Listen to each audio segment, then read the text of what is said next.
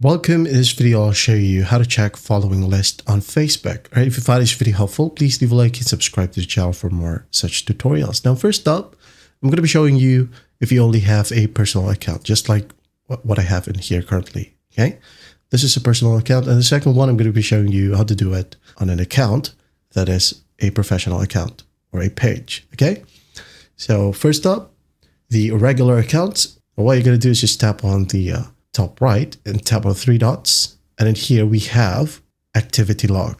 Okay, right here. Just tap on it. I got to tap on connections. And then here you have followers. Okay, tap on followers.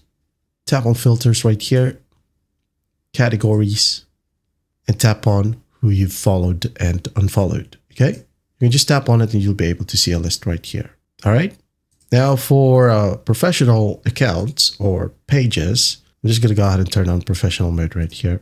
Okay, so once professional mode is enabled, you just go ahead over to following right here, right into your profile or below your profile name. Okay, again, just go ahead over to your profile and under your profile name, you have following. Just tap on it and you'll be able to see it right here. That's basically it. That's how simple it is to check following list on Facebook. I hope this video helps and I'll see you with the next one.